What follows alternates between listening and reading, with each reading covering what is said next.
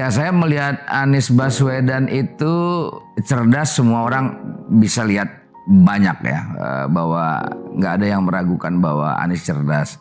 Sejak mahasiswa dia sudah populer, jadi sudah viral bahasa sekarang ini. Padahal belum ada sosial media itu. Jadi dia di Jogja, kita di Jakarta. Dia 2 tahun lebih senior daripada saya. Saya 2 tahun kuliah di bawahnya.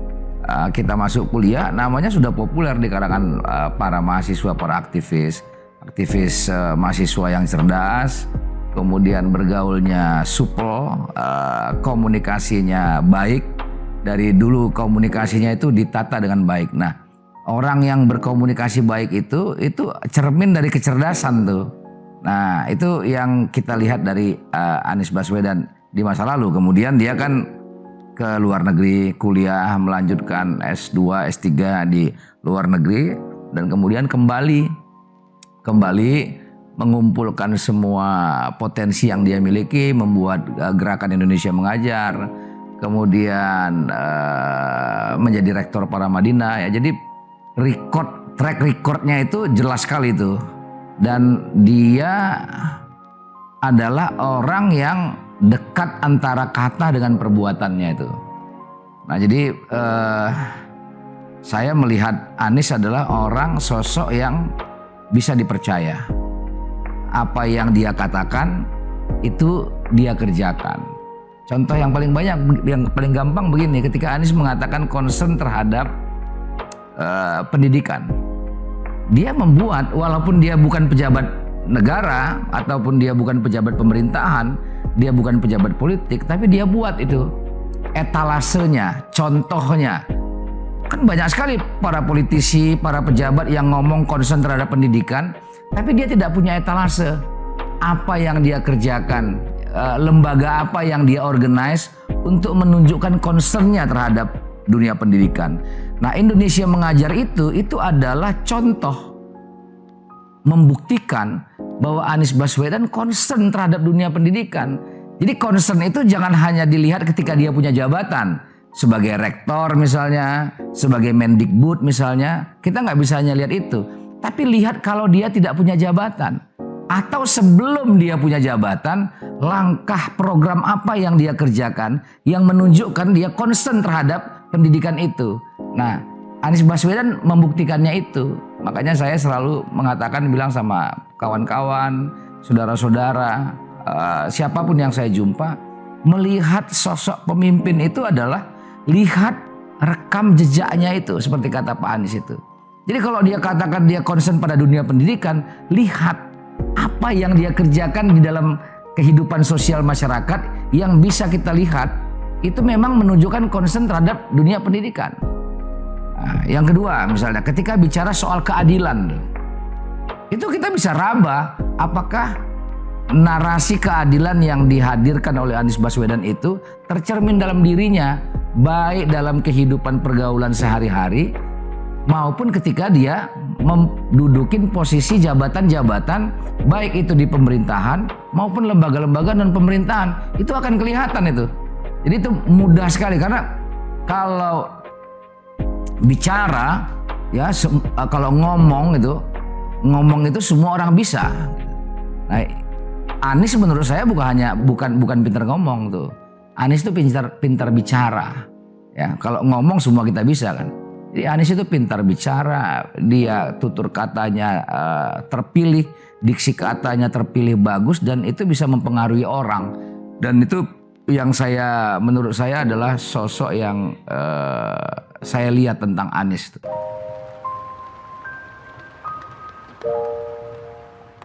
Ya, saya tidak mengagumi orang yang lebih gitu ya. Saya punya mimpi yang sama untuk kehidupan kita dalam berbangsa dan bernegara. Jadi dulu waktu tahun 2003 kalau saya tidak salah, pertama kali Anies pulang dari Amerika, saya mengundangnya di sebuah acara mendengarkan pikiran dan pandangan. Dia kan biasa itu. Jadi kalau kita yang sekolah di Jakarta, itu kalau pulang kampung itu teman-teman tuh kumpul tuh, mengundang apa informasi, apa perkembangan di Jakarta. Nah begitu juga ketika kawan-kawan yang sekolah di luar negeri itu, kita tanya apa perkembangan global, perkembangan dunia, apa. Karena kan di sana itu hulunya, yang apa yang terjadi di sana, itu tidak akan lama lagi akan terjadi di kita itu, tren-tren itu. Nah karena itu antisipasi itu penting. Nah, jadi beberapa kali saya undang baik di acara yang sifatnya publik maupun di acara yang sifatnya pribadi. Seperti peluncuran buku saya misalnya, beliau sebagai pembedah dalam peluncuran buku itu. Tapi satu kata kunci itu yang menurut saya menjadi pegangan sampai hari ini. Apa itu? Melunasi janji para pendiri bangsa ini.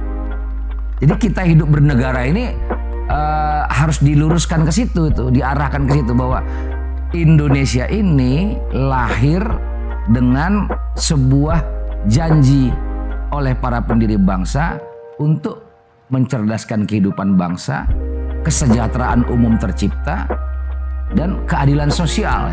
Selain ikut serta dalam percaturan politik dunia dalam menciptakan perdamaian dan lain-lain itu. Nah tapi untuk yang di dalam ini saya kira ini penting untuk ditarik lagi ke relnya nih, supaya jangan keterusan nih ya, kita masing-masing dengan urusan kita masing-masing itu. Jadi negara itu harus jelas peran dan fungsinya.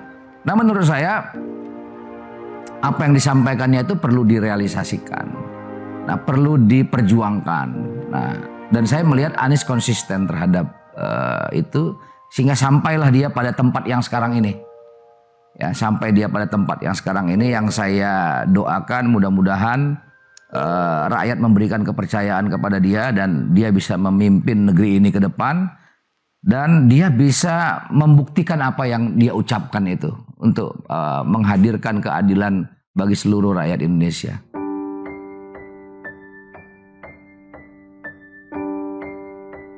Mengenal Anies pertama tidak fisik ya, nama. Tadi saya sampaikan tadi itu bahwa dia 2 tahun kuliah di atas saya, kita di Jakarta ini sudah mengenal namanya. Mengenal apa? Dulu kan para aktivis tuh pasti kalau sudah hadir di forum seminar, diskusi, tulisannya terbit di koran-koran ternama baik lokal maupun nasional, itu kan memudahkan sekali membuat orang itu populer, karena habit para mahasiswa itu kan membaca pada waktu itu, baca artikel, dan itu siapapun yang rajin menulis ya itu pasti akan populer. Walaupun sosial media belum ada seperti sekarang ini, tapi Anies di tahun 90-an sudah viral tuh. Jadi kalau misalnya dia hari ini viral sekarang, saya nggak heran, karena di tengah teknologi yang terbatas saja, ya tidak secanggih, ya sophisticated seperti sekarang ini, dia sudah viral di kalangan di kaumnya itu, di kalangan para pemuda dan mahasiswa. Nah itu yang pertama kali saya tahu dia. Nah ketika saya dengar dia pulang dari Amerika, kemudian saya menghubunginya. Nah, saya menghubunginya itu untuk menjadikan dia sebagai seorang pembicara di sebuah forum. Kita punya kegiatan pada waktu itu, diskusi rutin tiap minggu di TVRI itu bersama teman-teman KNPI pada waktu itu ya, dialog kebangsaan, dan di situ intens terus berkomunikasi sampai tadi saya sebut bahwa ketika saya menuliskan buku pun yang menjadi pembedahnya saya percayakan kepada dia. Nah ketika saya di Golkar pun, ketika saya ada dalam struktur pimpinan pemuda Partai Golkar, di Angkatan Muda Partai Golkar, beberapa program-program yang kita buat, kegiatan-kegiatan yang kita buat juga menghadirkan dia. Karena saya merasa bahwa pikirannya itu perlu ditularkan. Nah semakin banyak orang-orang yang tertular dengan pikirannya itu, maka saya yakin sekali Indonesia ini akan jauh lebih baik gitu.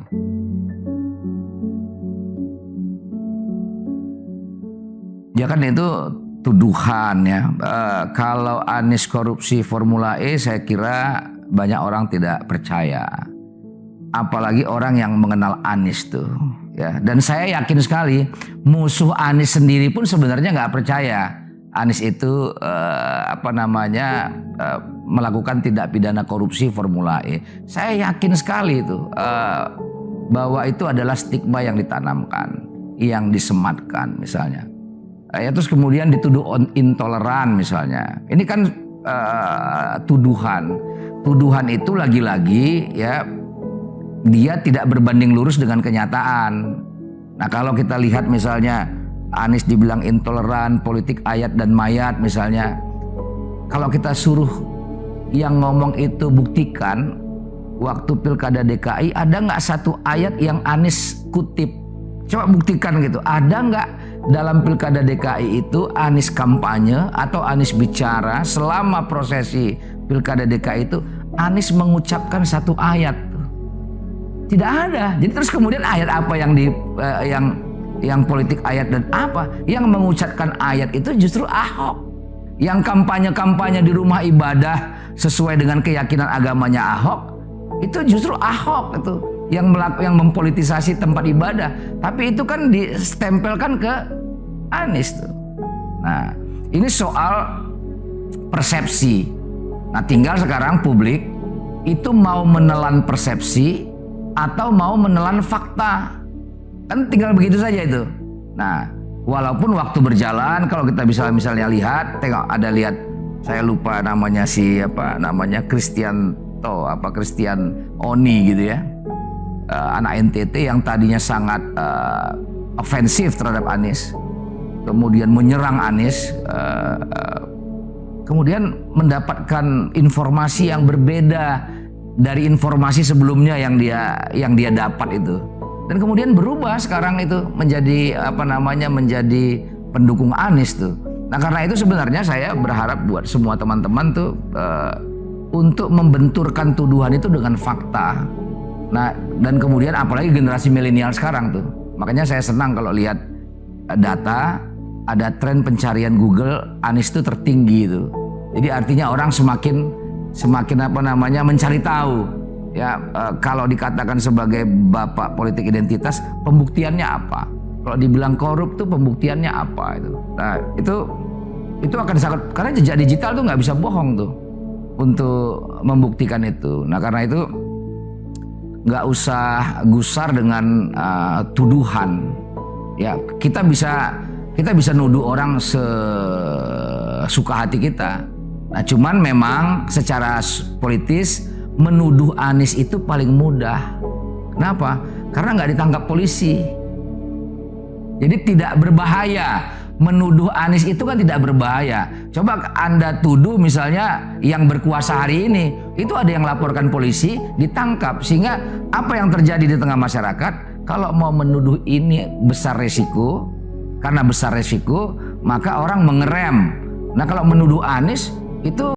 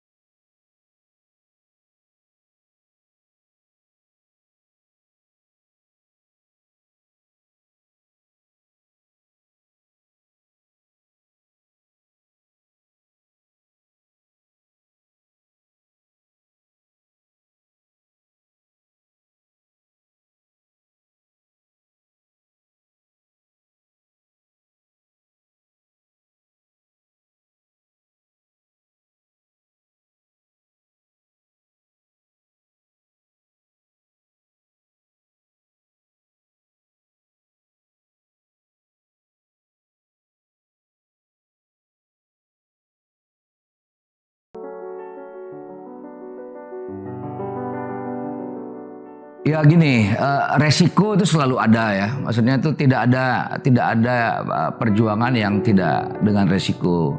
Apalagi berbeda dengan arus besar di partai misalnya, itu pasti ada konsekuensi.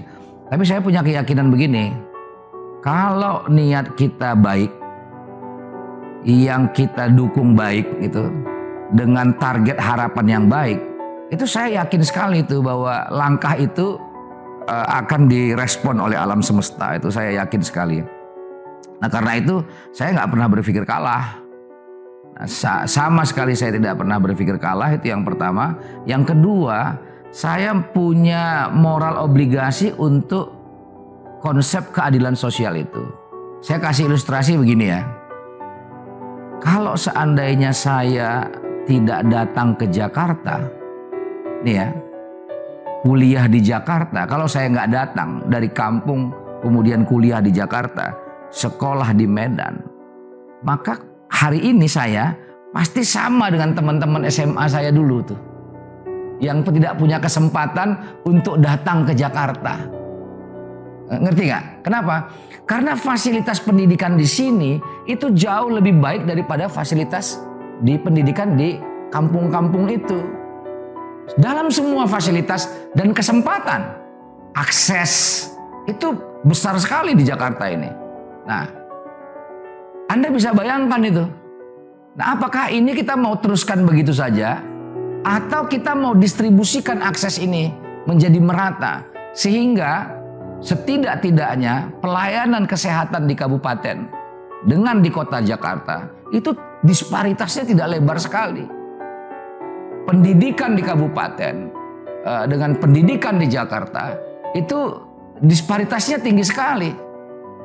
Dan saya ingin sampaikan begini misalnya, ada lagi saya punya teman, dan teman saya itu nama kampungnya disebut oleh Pak Anies kemarin itu. Di daerah Maluku Tenggara Barat. Nama pulaunya Pulau Selaru ya kalau saya tidak salah. Itu nama teman saya itu Hendrik Jauhari Oratmangun namanya. Itu di Maluku sana itu. Ya, Anda bisa bayangkan itu. Ya, coba ya kita bayangkan tuh.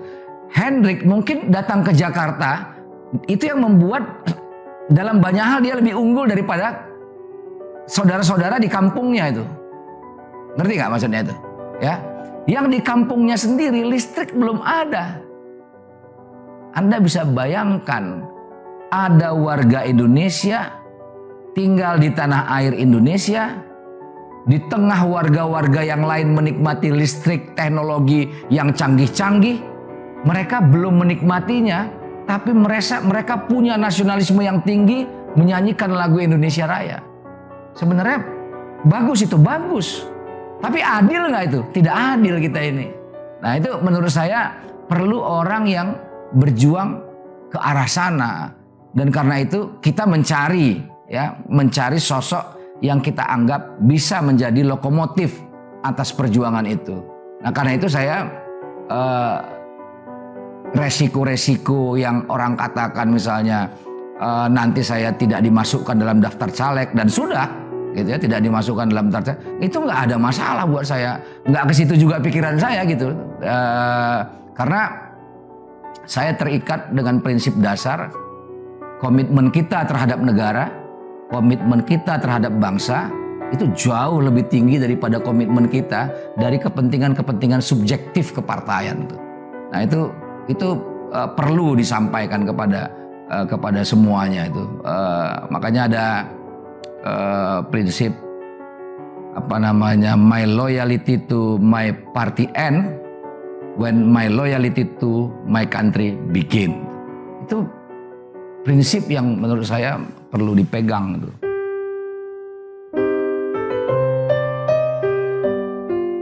Pemimpin ya menurut saya itu harus punya 3 hal. Ini standar ini. Ini diajarkan oleh banyak guru-guru kita. Pemimpin itu harus punya logika, etika, dan estetika. Dan Anies punya 3 hal itu. Logika artinya dia punya kemampuan narasi yang kuat. Ketika dia berbicara itu masuk di akal.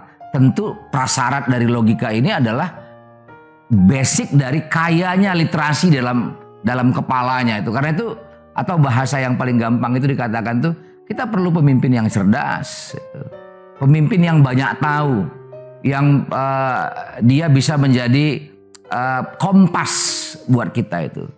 Nah yang kedua, Anies punya etika. Nah jadi kepemimpinan itu, Indonesia ini negara yang kompleks, beragam. Perilaku dari keberagaman itu juga beragam tuh. Macam-macam dari yang paling halus sampai yang paling kasar. Nah karena itu etika itu menjadi penting. Nah kita sudah lihat bagaimana kepemimpinan di DKI antara pemimpin yang tidak punya etika dengan pemimpin yang punya etika. Itu resultnya, hasilnya berbeda sekali itu. Hasilnya. Saya kasih contoh lagi misalnya. Ketika pemimpin yang tidak punya etika seperti Ahok ingin menyelesaikan masalah Kopaja dan Metro Mini di Jakarta, dia nggak bisa lakukan tuh. Karena nggak punya etik dalam berkomunikasi. Tapi ketika Anies menjabat, dia ketemu lagi dengan pengusaha-pengusaha Metro Mini dan Kopaja itu dengan keterampilan skill dia berkomunikasi, dengan kualitas etik komunikasi yang dia miliki itu, orang bisa terima dan kita bisa lihat tuh. Nggak ada lagi Kopaja, Metro Mini di Jakarta itu. Dan program integrasi komunikasi integrasi transportasi itu menjadi kenyataan. Nah karena itu etika itu penting. Itu tuh. Jadi cara melihat yang paling mudah. Nah yang ketiga itu soal estetik. Coba lihat, perhatikan tuh JPU yang ada di Jakarta itu. Apa sih itu sebenarnya? Kan itu buat jembatan penyeberangan orang. Ya kan? Esensinya apa? Orang bisa nyebrang dengan mudah dari lalu lintas kendaraan yang ada. Kan intinya itu. Kalau tidak punya estetika. Tapi Anies tuh punya estetik. Bahwa anggaran yang digunakan untuk membuat jembatan penyeberangan umum jangan hanya berhenti sampai situ saja. Tapi juga harus dirancang, harus didesain menjadi menarik. Sehingga dilihat enak, orang yang jalan di situ juga nyaman, bahkan untuk dokumentasi foto-foto juga bagus, maka kita bisa lihat tuh jembatan-jembatan penyeberangan, halte-halte di Jakarta, itu estetik sekali. Dan lihat rumahnya Anies Baswedan, itu ya rumah yang menurut saya estetik sekali itu. Dia bisa lihat bukan rumah megah, bukan rumah yang mewah, tapi dari desain dan data letaknya itu sangat estetik. Nah karena itu menurut saya ini sebagai modal dasar kepemimpinan tuh. Sehingga ketika dia mau membawa negeri ini, gampang. Dia akan membawanya seperti bagaimana kebiasaan-kebiasaan pada dirinya. Kalau kebiasaan pada dirinya urakan, maka dia akan membawa negeri ini menjadi negeri yang urakan tuh. Ya. Kalau dia tidak punya etika, apa etika? Etika kepemimpinan. Etika kepemimpinan itu artinya begini. Dia menjadi pemimpin semua. Bukan menjadi pemimpin sekelompok orang yang mendukungnya. Dan membenci orang yang mengkritiknya. Nah menurut saya Anies adalah bukti orang yang bisa berdamai dengan para pengkritiknya. Jadi jangan heran kalau banyak orang-orang yang mengkritiknya di Pilkada DKI itu kemudian sekarang bergabung kepada Anies, masuk dalam orang-orang yang mendukung Anies. Kenapa? Karena kritik itu seperti pidatonya itu, kritik itu emang teman berpikir itu. Kita nggak bisa mendapatkan kebenaran tanpa kritik. Maka itu kalau orang yang anti dikritik, tidak terbuka terhadap kritik, itu sesungguhnya dia adalah anti pada kebenaran. Dia sebenarnya sedang menutup ruang untuk mencari jalan yang benar tuh. Nah karena itu menurut saya dari faktor dirinya dia sudah layak itu untuk memimpin negeri ini. Yang kedua, selain 3 hal tadi itu, logika, etika, estetika, Anies itu punya arah yang jelas. Dia mau ajak kita menuju kemana itu. Jelas dia arah yang dia mau tuju itu. Dia mau ajak kita ketemu kemana, mau menuju kemana. Seperti juga yang sebenarnya ada pada janji-janji para pemimpin-pemimpin sebelumnya itu. Itu yang kedua itu. Jadi arah yang mau dia tuju itu jelas. Sehingga kita masuk dalam gerbongnya ini, kita tahu ini dari awal sudah arah mau dituju kemana itu. Nah yang ketiga adalah Anies orang yang bisa dipercaya. Sebenarnya modal dasar kepemimpinan itu. Nah karena itu yang saya katakan itu, kenapa dia bisa dipercaya? Karena recordnya dekat antara perkataannya dengan perbuatannya. Jadi apa yang dia ucapkan, apa yang dia katakan itu dia kerjakan. Ketika dia katakan bahwa dia komit terhadap pendidikan, ketimpangan pendidikan, misalnya antara pendidikan di kota dengan pendidikan di desa-desa, di daerah-daerah sana itu, maka dia bikin sebuah organisasi Indonesia Mengajar tuh. Mencari para relawan-relawan, lulusan-lulusan mahasiswa terbaik, itu untuk dikirim ke pelosok-pelosok. Ya, mengajar, bekerja sama dengan banyak penyumbang-penyumbang pembiayaan kegiatan itu. Dan sebelum dia menjadi rektor, sebelum dia menjadi menteri, dia sudah berkecimpung dalam dunia pendidikan tuh. Karena itu kalau dia bicara tentang pendidikan, kredibel sekali. Layak dipercaya itu. Nah, dan kemudian, apalagi kemudian dia sudah jadi gubernur, kita sudah bisa lihat tuh. Nah, satu hal yang saya lihat dari kepemimpinan Anies sebagai gubernur adalah keadilan yang tercipta. Saya kasih contoh begini yang paling gampang ya. Waktu warga di Kampung Akuarium itu dituduh mengokupansi lahan pemerintah. Ya, bahasa yang paling kasar lagi adalah menserobot, ya, menduduki lahan pemerintah. Betul, itu lahan pemerintah. Ya. Jadi dulu Ahok mengatakan bahwa mereka ini harus digusur dan sudah digusur tuh. Nah, karena dia sudah digusur, Anies bangunkan kembali. Ya. Jadi yang dulu kan katanya kalau dia tinggal di situ kan melanggar undang-undang tuh, melanggar aturan. Nah, sekarang warga itu udah tinggal di situ itu sekarang. Dibangunkan bangunan yang lebih baik daripada rumah-rumahnya sebelumnya. Nggak melanggar undang-undang kan.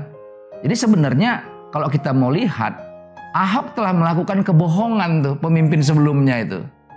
Dan Anies buktikan ketika dibangun bisa dan tidak melanggar undang-undang. Nah, apa poin dari situ semua adalah, kenapa kalau orang kecil tinggal di lahan negara atau lahan pemerintah hanya untuk hidup, hanya untuk bertahan hidup, bisa tidur dengan nyaman, tidak kedinginan malam, tidak kena panas matahari siang, itu nggak boleh. Sementara ada para pengusaha-pengusaha yang ingin melipat gandakan uangnya itu bisa menggunakan tanah negara atas nama apapun, pinjam pakai, BOT, HGU dan segala macam, atas nama apapun itu. Banyak sekali pengusaha-pengusaha yang ingin melipat gandakan uangnya itu menggunakan tanah-tanah negara. Kenapa ada sebagian masyarakat untuk kepentingan bisnis memperkaya dirinya itu bisa menggunakan tanah negara?